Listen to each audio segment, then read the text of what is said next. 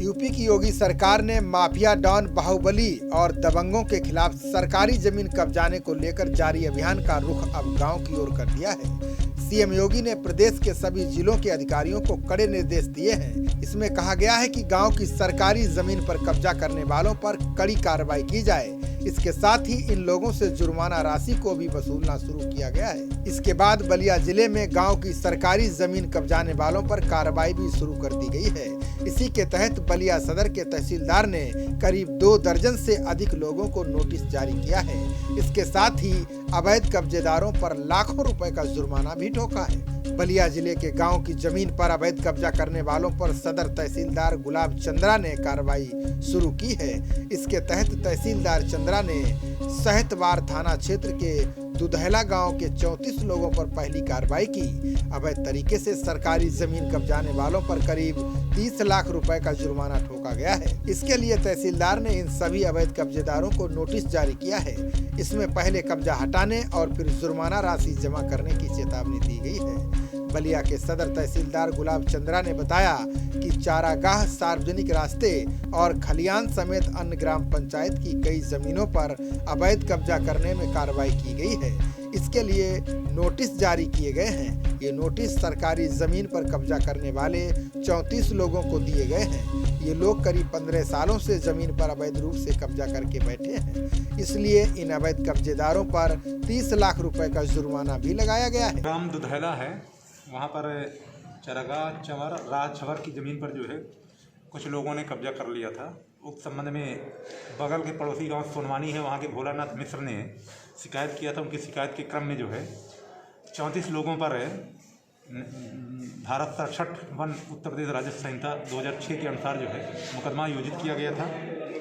न्यायालय तहसीलदार न्यायिक में मुकदमे की सुनवाई चल रही थी। इसी दौरान भोलानाथ मिश्र जी जो सोनवानी के निवासी, उन्होंने माननीय उच्च न्यायालय में इस आशय कर याचिका दाखिल की गई कि प्रकरण का सुनवाई त्वरित गति से किया जाए और इसके 6 महीने के अंदर निस्तारण किया जाए। माननीय उच्च न्यायालय इलाहाबाद द्वारा 2017 में तत्कालीन जिलाधिकारी को डायरेक्शन दिया था कि इस मामले का निस्तारण त्वरित गति से कराया जाए। उसी क्रम में तहसीलदार न्यायिक में मुकदमा विचाराधीन था और ये सुनवाई होते हुए तो 16 जनवरी की डेट फिक्स थी। न्यायालय द्वारा 16 जनवरी को सुनवाई की गई ग्राम सभा की ओर से, और ग्राम सभा के पक्ष के पैरोकारी में सभी अधिवक्ता हाजिर हुए हैं। ग्राम सभा पक्ष हाजिर था, लेकिन प्रतिवादी पक्ष की ओर से कोई पैरोकार नहीं था, ना ही कोई पैरवी के लिए आया। न्यायालय द्वारा विधिवत परीक्षण किया गया और सुनवाई करने के बाद जो है ये पाया गया कि ग्राम सभा के भूमि पर जो है जो अतिक्रमण किया गया है ये बहुत बेशकीमती ज़मीन है। इसे अतिक्रमण हटाया जाना अति आवश्यक है। और चूँकि माननीय उच्च न्यायालय द्वारा भी डायरेक्शन दिया गया था कि इसका त्वरित गति से निस्तारण किया जाए, इस क्रम में पुनः विलम्ब न हो और कोई ऐसी स्थिति अवमानना की न पड़े माननीय न्यायालय में। बलिया के सदर तहसीलदार गुलाब चंद्रा ने बताया है कि सरकारी जमीन पर अवैध कब्जे के मामले यूपी सरकार कोर्ट में लेकर गई थी। सरकार ने एक याचिका भी दायर की थी। इस मामले की सुनवाई इलाहाबाद हाई कोर्ट में हुई थी। इसी दौरान हाई कोर्ट ने दोनों पक्षों को सुनने के बाद बलिया डीएम को निर्देश दिया था कि सरकारी जमीन पर अवैध कब्जा हटाया जाए। इसके लिए कानूनी प्रक्रिया को अपनाया जाए। इसी के तहत सदर तहसील की तरफ से बेदखली की कार्रवाई की गई है। इसके साथ ही उन लोगों पर जुर्माना भी लगाया गया है।